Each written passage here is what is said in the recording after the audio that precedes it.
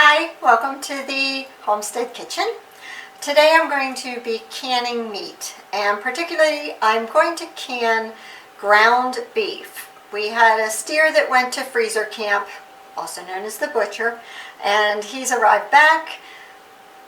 If you've ever bought a steer, they take up a lot of room in your freezer, and this is a good way to get some of that space back is by canning it. Also, by having canned meat on the shelf, I have a product that's already prepared. I just have to heat it up and go. So when I need that quick meal, especially coming up over this summer, when we're outside all day doing vegetable gardening and I just don't feel like cooking, I can come in and grab that jar of meat and make something really quick for dinner. So it's just going to be a good thing to have canned meat on the shelf for myself.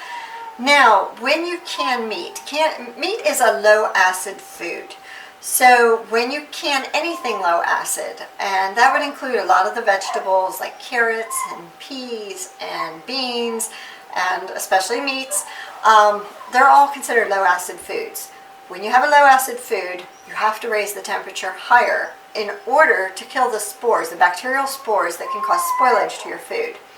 The way to do that is with a pressurized canner. The pressurized canner I'm using is the All-American Model 921. It is my all-time favorite. I have a lot of canners, actually. I don't know, maybe 6 or 7 of them. And to date, this is my very favorite. It has done me well. I would highly recommend it, and I'm basically sticking with it. And this is the first one I'll grab. If I'm doing a lot of stuff, I'll grab the other ones, but this is my very favorite. So I'm going to be doing the meats in pint-sized jars, and I'm going to process them at 10 pounds. The poundage that you process at is dependent upon your altitude. This kitchen sits at about 950 feet above sea level, maybe 900 to 950. When you hit the 1,000 mark, you're going to have to adjust a lot of things, your time, your pressure, and that can be found in a lot of books. There is a book that came with the canner that will tell you that. There's also the ball canning book. You can find out all that information, but just make sure you do your pressurized canning at the right settings and for the right amount of time. By pressurizing it, I'm getting that pressure to can at 240 degrees. If you're using water bath canners, they only go to 212, so you really need a pressurized canner to do low acid foods. You can't get to 240 in a water bath canner. I know some of the old timers will tell you, I do meats in a water bath canner. I don't trust it. And yeah, maybe you never got sick on them, but I'd rather be safe than sorry. So I will always use a pressurized canner for low acid foods, and I highly recommend everyone does that. But, you know, let's talk to some of the old timers. You're going to get a whole different story. So to get started, I'm going to go get the meat, the jars, and some boiling water and the lids. I'm using the 2-piece ball canning jar lid system, and I will be right back. Okay, I'm back, and I've gathered everything that I think I need to do this process. Starting with the canner, I put the canner back behind me on a separate burner. I like using these smaller burners for the canner for a couple reasons. First of all, don't ever put a canner on a glass top stove unless you want to break it. So basically having these little hot burners, single burners I guess they are, and plugging them in, I can put multiple canners all over the countertops in different locations. Works well for me. And plus, you need all this space to do this, so having it back there just helps. Now, what I'm doing here is I'm boiling jars, and I'm boiling them for 10 minutes to sterilize them. This is not something that's necessary for foods that you're going to process over 10 minutes. However, it is my habit, and it makes me sleep better at night, I guess. But this is what I do. I always sterilize my jars. I check my jars for cracks or chips or anything like that. Anything that's that I think is not going to seal the product. It's not worth getting sick for a chipped jar, so I just chuck it. And I'm going to boil these jars for 10 minutes and then I'm going to set them aside, provided that I'm going to have the meat heated up by then, because I don't want to pack hot meat into a cold jar. So always make sure your jars are warm or very warm or hot to pack your hot meat into, or you could crack them that way. Here I have water that is at simmering temperature. Simmering temperature would be 180 degrees. Why I need this is the two-part rings that I use are the ball canning jar ring and lid. The lid needs to be in simmering water for at least 10 minutes prior to putting it on the jar. And that will help. There's like a little rubberized ring around the edge of the lid, and that helps to, I guess, make it more pliable and make it affix better to your jar through the processing procedure. What I have here is some of my meat. The meat that I'm not actually sauteing, I put back in the refrigerator, keep it cool, keep it as fresh as possible until I'm ready for it. So I'm just, basically what I'm going to do here is just brown this ever so slightly, and that's how I want it to be before I put it into the jars. And in this I have just boiling water. What I need the boiling water for is when I start packing the meat into the jars, I'm going to fill the space with the boiling water. And so that's sitting here. I have a big container of salt over there. You're going to have to buy salt that is okay for canning. I happen to use Realsalt. That's the name brand of it. It's a mined salt that has minerals in it. I like it a lot better than the white salt. I just think the flavor's better. Maybe that's all in my head, but I believe in the Realsalt with the minerals. And I believe the trace minerals do something for you nutritionally. I can't prove it, but hey, I'm all for anything that is better than nothing. So I have all this stuff started right now. I'm going to start timing these. It looks like that's to a boil. Once they hit 10 minutes, I'll put the other set of jars in. I'm going to saute this, get this nice and brown, and then I'm going to start packing the jars. So I'm just going to cut the video. You don't need to see me do this. I'll bring it back when I start packing. Okay, I'm back. And what I've done now is I've started another batch of meat. The meat that I browned, I put into basically like a two-piece stainless steel set that I have here. The top one is like a very fine strainer, and the bottom one just catches all the extra, some of the grease and whatnot that's on the meat. You don't want your meat to be too greasy when you put it into the canning jars. However, the guys that do my beef, they know what they're doing, and they do a really superior product. I have a little bit of grease, but not a ton. So now I'm starting to pack into the jars, and what I'm doing is I'm using this stainless steel funnel to pack my jars. I'm trying to get the product to about an inch from the top of the jar. The amount of head space, when they talk about head space in your recipe books for your canning, they're talking about the amount of space from the bottom of the lid to the top of the product. So for this product, I want to have about an inch of head space. And you want that to be pretty precise, because if it's not, your lids could not seal, could possibly not seal for you. So you want to be as precise as possible. It's typically between a half to an inch, depending on the recipe. Some things, jams, I believe, are like a quarter inch, but if you get the canning book and you follow it, it will tell you exactly where you should be. And these have been tested methods. So what you're reading in these published sources is something that has been tested in a lab to make sure that your safety is at the prime interest of canning. So here's what I'm doing. I'm just basically putting the meat into the jars. And when I get close to the top, what I do is I actually take the jar and just tap it on the side to kind of like pack the product down just ever so slightly. I don't want it to be, stuck in there really tight, but I do want to pack it down somewhat, and that's about the inch mark. And then what I want to do is I want to add boiling water to the top of that jar. to get it up to the inch mark. And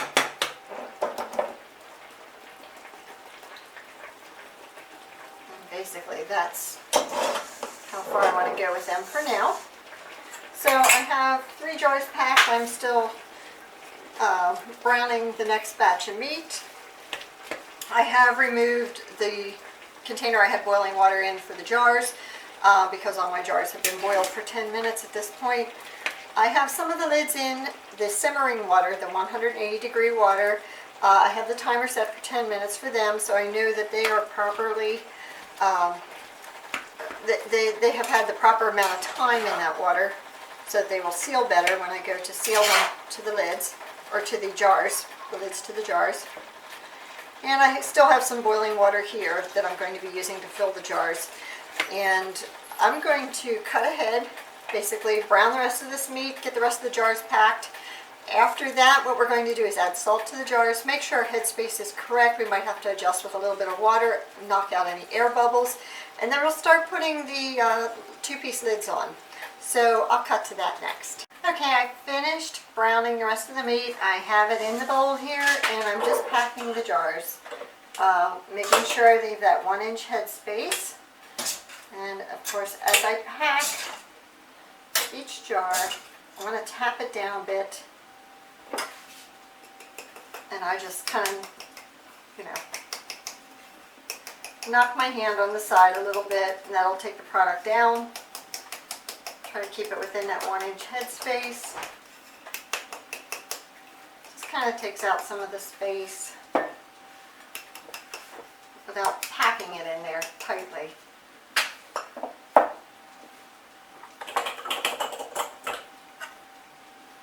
a little more there. I probably have more meat than I have jars for this batch, but that's okay. More meat to this one. This one's really going down, so that knocking on the side really does help. Take the product down, and then what I do, put this out of the way, that I'll save for the next batch. What I didn't do, these 3 I did put salt in. These last 3 I didn't yet. I use a half of a teaspoon of salt for each of the pints. And you would double that for the quarts. And then I add water to the 1-inch head mark.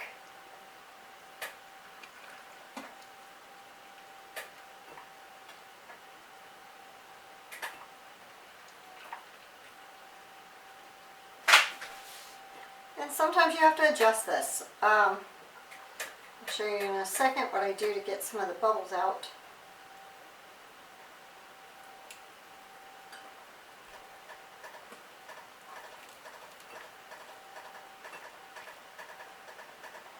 Okay.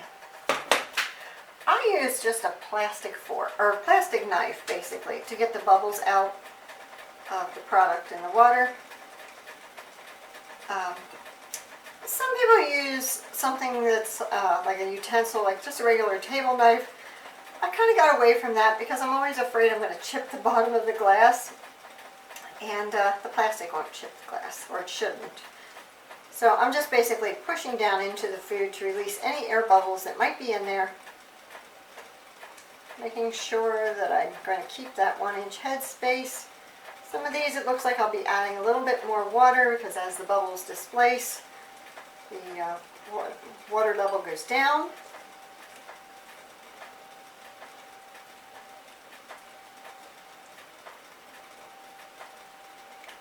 And I just kind of do that.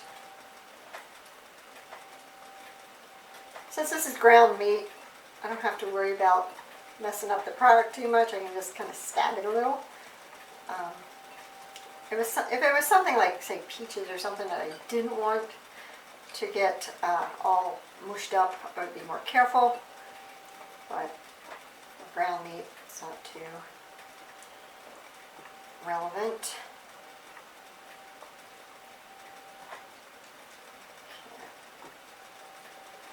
I got all that down. You know what, they all look pretty good as far as the water level. Now I have my lids in the simmering water, which has to be done for 10 minutes. And I have a few more minutes on that. What I'm going to do in the meantime is I'm going to clean the top of the lids, or the top of the jars, with a hot rag. And that way, if there's anything that was, any residue that's on the top of those jars, it will not stick when you put the lid on. And that will basically make it not seal. So I'll be doing that next. Alright, at this point I am taking a hot cloth and just washing off the rims of these jars. I don't want any product on the rims of the jars because I want the lids to stick through the canning process. I'm basically just cleaning off any product. Using that funnel, I don't get much product on the jars, but this is just precautionary. Okay, there we go. Now I gotta fish out these lids. And put them on the jars.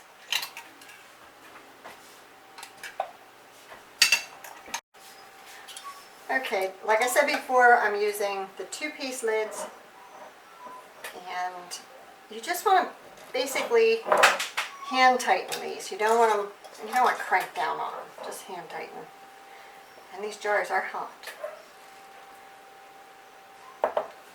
So there's that. And then into the canner these will go, and I'll show you that in a second. Okay, now I'm just going to put the jars into the canner. Don't have your jars touching one another if you can help it, because it could crack them.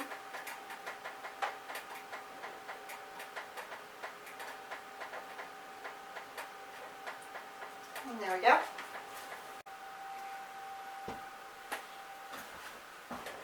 Okay, now that I have all the jars inside the canner, I'm going to put the lid on. Now, on a pressurized canner, you're going to have to make sure your lid is locked in. And this one happens to need to line up. They have like a little arrow where you need to line it up. It has little safety guards that go down under a latch, and that kind of holds the lid on. But in addition to that, they also have these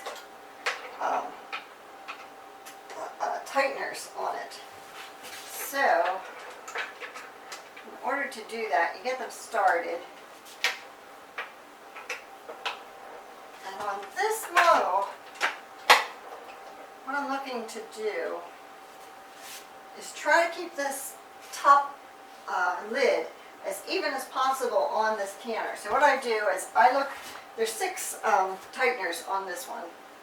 And basically what I do is I look to see if the 2 sides are pretty even, and then I hand tighten.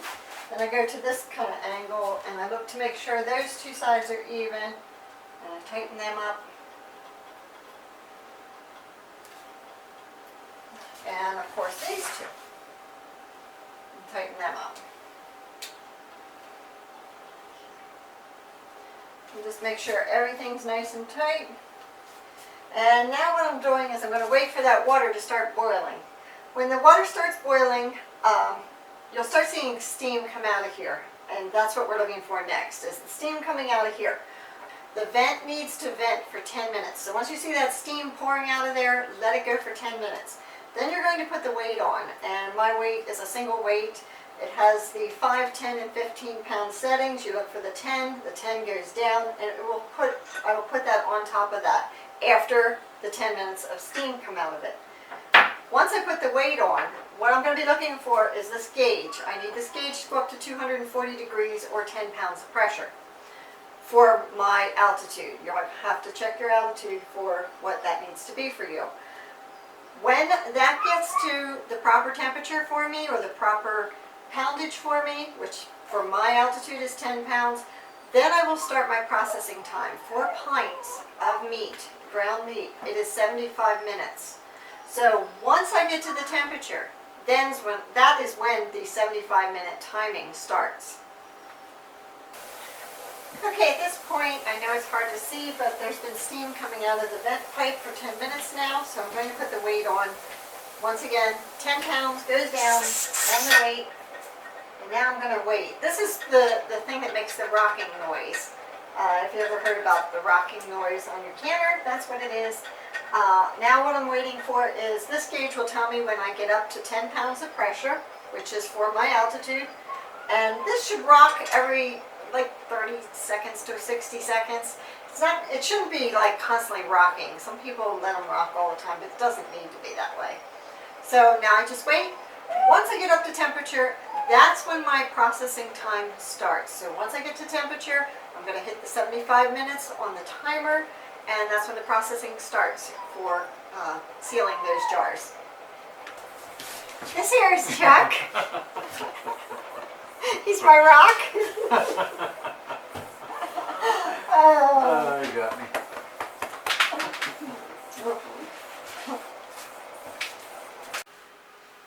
Okay, 75 minutes is up, and what I did after the 75 minutes is I shut off the heat and I left it sit. I left it depressurize itself. You can tell by the gauge it'll get back down to the starting point, and there's no more steam coming out. So now I can remove the weight and open this up. I'm going to pull out the canning jars and I'm going to set them aside. Where you put the canning jars should be out of direct drafts. I like this little corner here because they don't get any drafts. And you need to let them sit for 24 hours to let them seal completely. And you will know they are sealed when the very top, the lid, becomes almost concave into the jar. So you want to look for that lid to be suctioned basically down to the jar. And after 24 hours, you want to remove all the second rings, the ring that holds the lid on.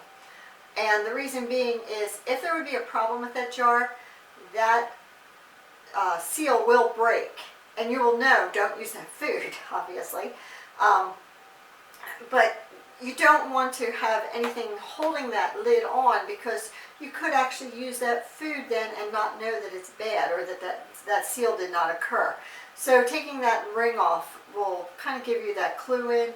I know some people leave them on, but really you should take it off. That way you know that the seal is good. If it's sealed, it's sealed. If it's not sealed, don't use it. Or if it's not sealed and you just took it out, you could probably still use it. Use it right away and cook it. Make sure you're not going to get any bad germs from it. But yeah, so I'm going to take everything out now, and we'll see how this goes. This is the moment of truth.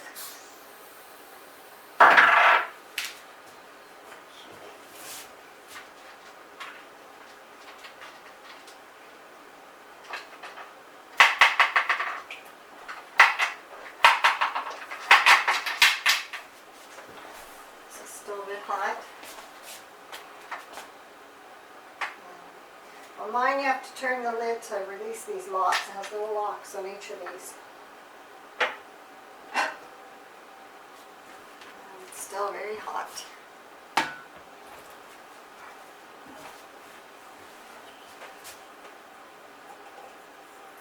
So there's the product.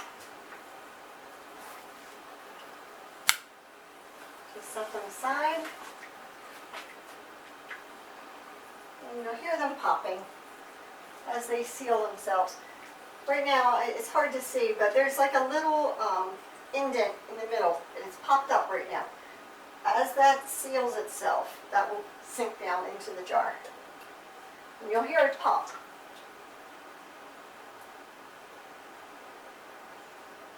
And I know you can't see it in the video, but if you look inside the meat, you will see the bubbles still going where it was boiling. So there we go. Leave them sit, and hopefully tomorrow I will have 7 jars of meat.